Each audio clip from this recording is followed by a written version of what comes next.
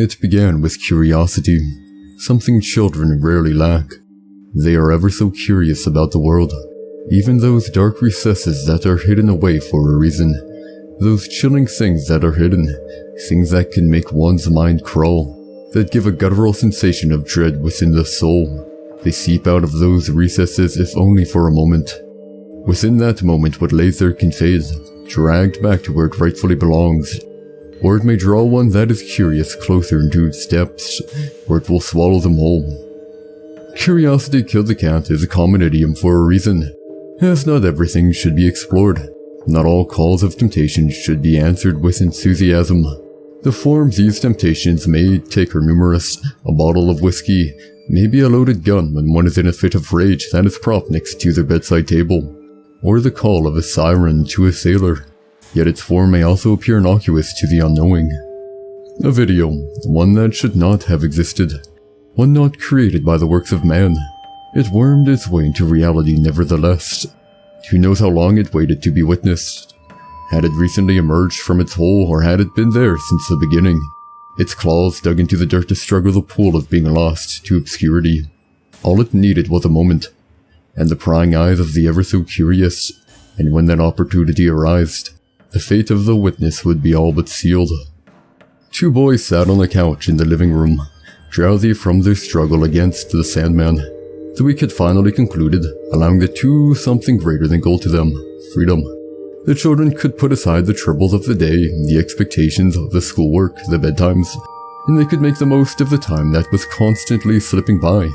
The children who used to be the apple of their parents' eye had now been shoved to the side, with careers, midlife crises, and indulgence becoming ever more important to their dear father and mother. The ones who should have been giving affection had instead decided to give their apathy or scorn. However, as long as the boys kept up to their parents' strict expectations, it would solely be apathy, a boon to them through the bleak reality of the situation. The times they would see their parents was for punishment in the recent years, be it verbal or physical. Inevitably, they became each other's best and only company. Though it hadn't been like so at the start, the two boys were as different as two flakes of snow falling from the sky. One would rather explore the world and form bonds with whoever they could, while the other would rather spend time with the few and watch the sky as clouds moved overhead. Their contentness for life was strong then, yet as the shift in their parents' demeanors occurred, the wells that quenched their desire for contentment ran dry, and with it their once fresh hearts decayed and withered as poison seeped into the garden of their souls.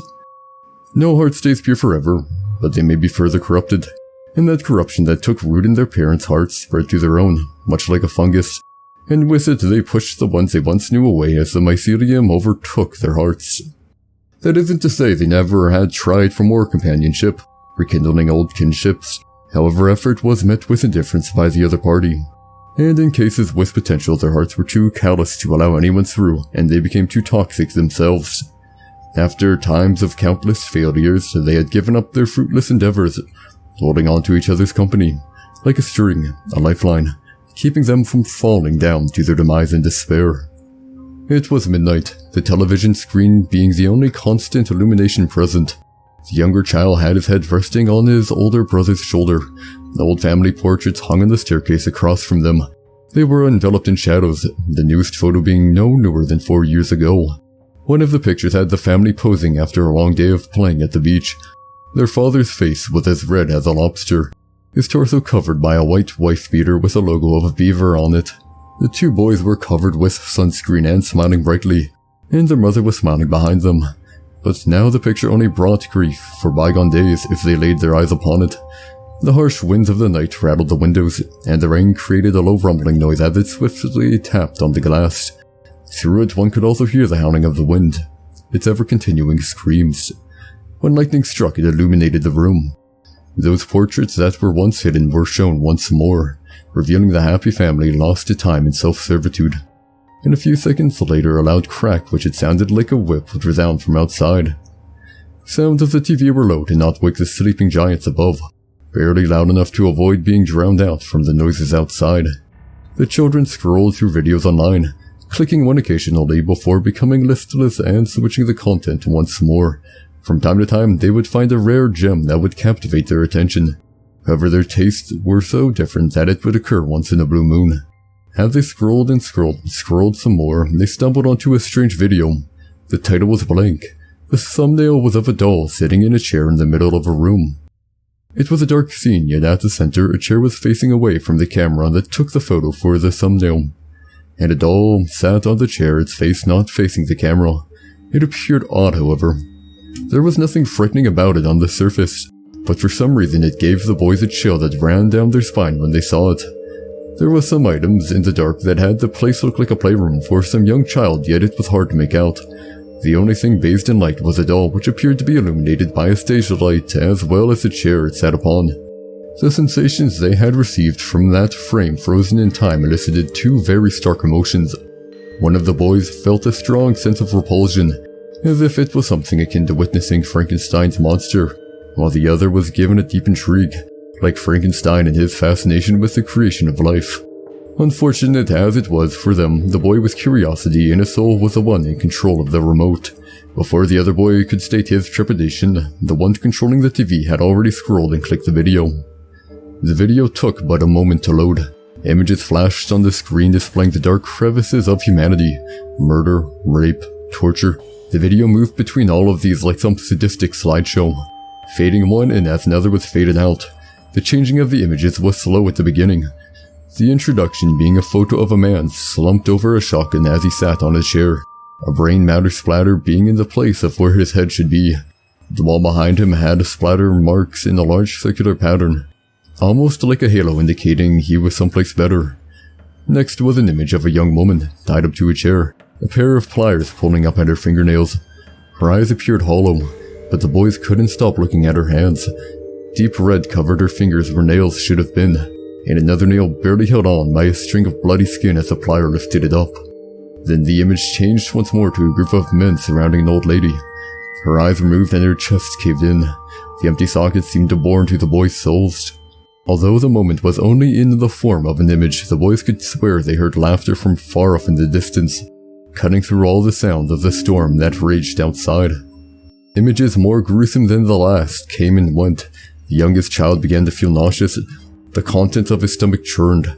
Overwhelming disgust was welling up in his chest. Bile filled his throat.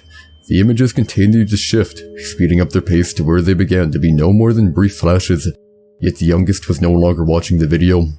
Instead, his eyes were fixed to his brother. His facial expression was unnatural, and unlike the youngest, this boy couldn't peel their eyes away, much like a moth engrossed by a flame. Voices in the youngest's head sprouted, inviting him to watch the TV. It was a soothing tone, one he had long since forgotten.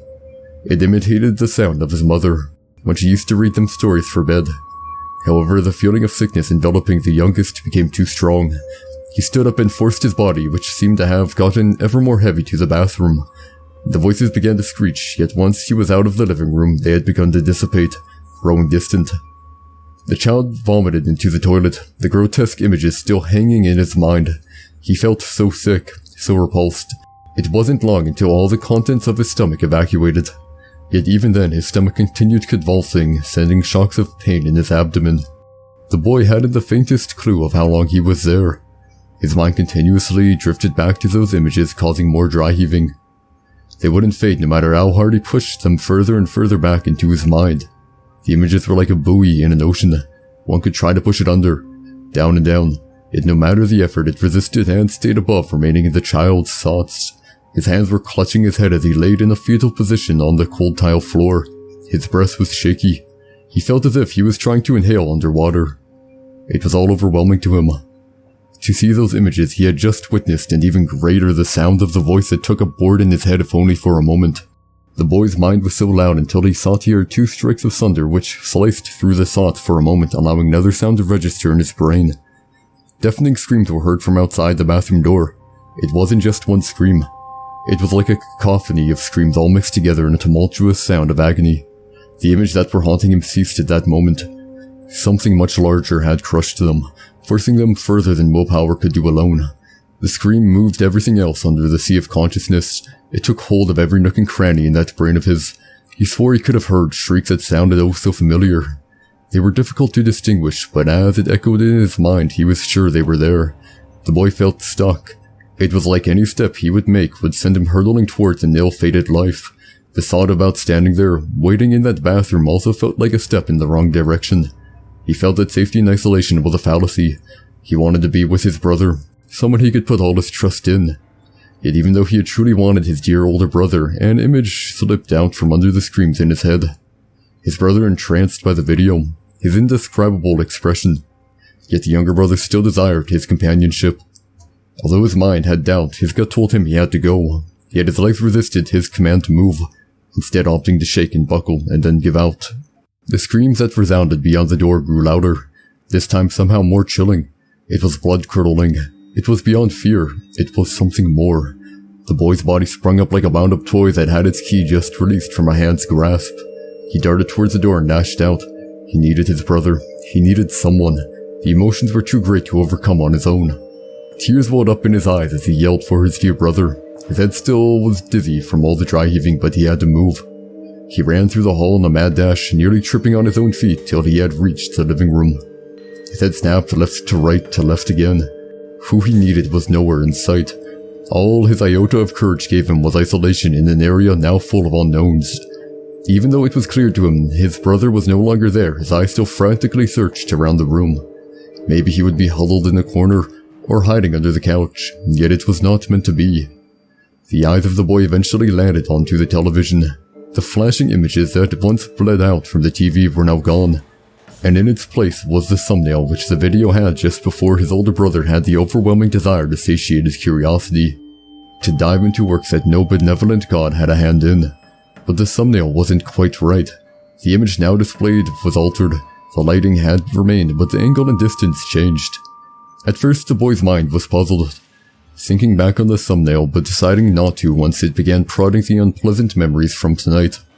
The doll was now facing the camera, a sickening grin upon its face with human-like teeth. The texture of the doll appeared fleshy, with some thick pus oozing all over itself. The eyes were no more than empty sockets that never had an end. The hair of the doll was tangled. Splotches of red on the blonde hair stood out in the light that focused solely on it. Its dress was a patchwork of pieces of cut clothing.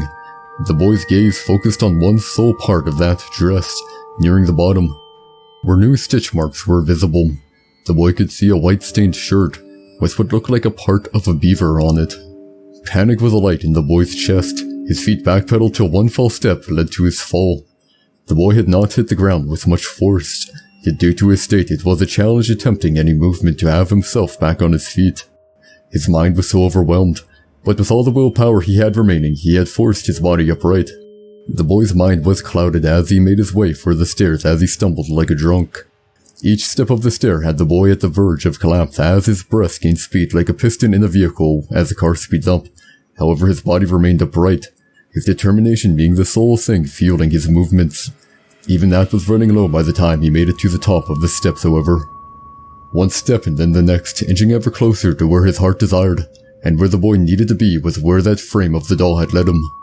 The atmosphere was thick with malice. Overwhelming feelings of hate occupied the entire space. Even with it seemingly wrenching his body back, the boy had to move forward.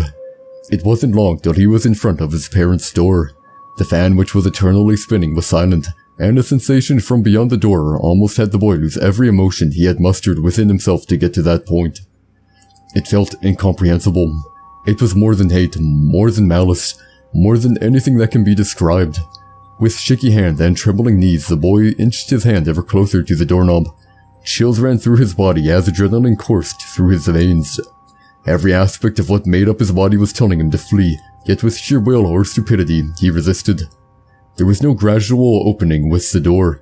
It was flung open, pushed as hard as his scrawny arm could shove, so he would pass the point of no return even if he came to regret his actions. Overflowing regret was immediate once the child had opened the door. His brother was standing next to the bed, his face bubbling and melting away, his skin now a black sludge. One eye was melted, yet the other rolled in its socket, its pupil landing on the boy beyond the doorway. There was no innocence anymore. That sliver of curiosity punctured the older child, leaving him as a shell for whatever had decided to take root in his body. The breath of the older child sounded wet and phlegmy. The child beyond the doorway didn't see his brother in those eyes. Those eyes were glazed like a doll or someone who died. Eyes are said to be the window of the soul. But when it's empty, how could the younger child continue to look? His eyes jolted away from the melted face down to the older child's torso. In his hands was their parents' shotgun. It dangled down from the rotting right hand. The young child saw something dripping from the gun. A jerking movement of the older boy led his brother to look at his face once more. This time his head was tilted to the side and a wide gummy smile was now placed on his face. The thing that was once his brother began to lift the gun upwards, and at that moment the boy's life flashed before his eyes and he squeezed his eyes shut in preparation. He used all his determination. He was out of steam, too scared to move, to run, to fight. A bang resounded in the room, causing the child's ears to ring, and he thought he was going to die. The child sat there waiting for the painful heat of a gunshot wound to course through his body, yet it never came. A moment had turned into two, and with hesitation the boy slowly opened his eyes. Across the room he saw his brother was no longer standing. His body was sprawled out onto the floor, and what was once his head covered the walls and ceiling behind and above him. The terrible presence still remained, yet the boy had forgotten it the moment he had seen what had become of his brother. He dashed forwards towards the limp body. He shook the body as if that would spur the corpse awake. Pieces of flesh and blood fell off the body. Tears filled the child's eyes, and he began to bawl as he hugged what remained of his brother. The black sludge was gone, and all that remained was the scattered remains of the one he had cherished the most. He was so engrossed in his mourning he had not yet noticed the presence becoming stronger around him. Before he had realized what was going on, he began to hear the voices echoing in his mind again, calling for him. The voice began to sound like his brother. In its soft tone, it was telling him to use the gun and be with him forever. Its attempts, however, were futile. He knew his brother. No matter how horrid things would be, he would have hoped for him to stay strong. The child screamed, saying it wasn't his brother. Then, as if it was a cue, the voices hushed and halted, leaving the boy all alone once more. The child looked to the left of his brother and saw light coming from the foot of the bed where his parents should have been. He stood up and looked at the bed. The sheets were red, but that wasn't what drew his attention to the bed. His brother's phone was there. The video of the doll was playing, and he could see the doll's open grin with its teeth that looked all too human. The room was altered as well, from what it had been before in the video. The doll was now in a bed splattered in blood. There was no more overhead light, but some kind of light coming from in front of it. It was dim, barely illuminating the doll, yet it was enough to illuminate those horrid features. The boy realized all too late. His gaze moved further and further upon the bed until his eyes landed upon this thing that he wished would have remained on a screen. A scream was caught in the child's mouth the moment his eyes laid upon the doll sitting on the bed. That smile of the doll had seemed so much more content than it had on the phone, like it was satisfied with the job well done. Empty sockets of the doll stared at him as if it was a king waiting for the gesture to do something that would amuse it. The doll looked even more terrifying in reality. Its teeth were too white, the hair looked too real, and that slime that ran off its skin puddled onto the blankets. The boy began to hear screams and cries coming from within the doll. They were from the thousands of different mouths all crying for salvation. Most of the screams merged with each other save for three which seemed to be louder than the rest. Or perhaps it was because of familiarity. The child could distinctly hear the sobs of his brother and mother, with the screaming of his father. The boy knew of his brother's fate, yet wished it hadn't been the same for his parents, but those screams. He attempted to look past the doll, but it was too dark for his eyes to make out anything. Hesitantly, the boy reached his hand toward the phone, carefully feeling for it while keeping his eyes locked on the doll. He felt as if the moment his hand would get in range, the doll would snap like a rubber band being released and jump on him, sinking those white teeth into his skin, yet that never occurred. The boy's hand reached the phone after some feeling around, and once it was securely in his hand, the child's arm jolted back. With quick movements of his hand, the boy had light shining from the phone, revealing what the truth, what he hoped was a lie, what he feared was a reality without even a sliver of doubt remaining. In front of the child, tucked beneath bed sheets, was what remained of his parents. The child's mother was missing the majority of her head. The part of the jaw that remained was open limply. His father was missing the side of his face, the remaining half stuck in a grin with the remaining eye wide open. The child stepped back and began hyperventilating. His eyes shifted back to where the doll once was, but it was gone, its work having been done. The child collapsed to the floor, staring at the ceiling above him, which was now illuminated by the phone he had been holding. He could still see the stains that were from parts that should have been in his brother. He laid there till his breathing calmed. What was once panic had turned into fury. He screamed and cursed at whatever the doll was, yet the doll had not even entertained him. It felt no obligation to humor him. The boy searched for it. He looked at the phone, yet the video was gone. He looked through the history, but it was as if it was never there. As if it was all just some hallucination. However, the results it made assured him it wasn't the case. Once the child had tuckered himself out, he laid back on the floor next to his brother. He curled close to the corpse to feel the warmth of his brother. He wept as he drifted to sleep.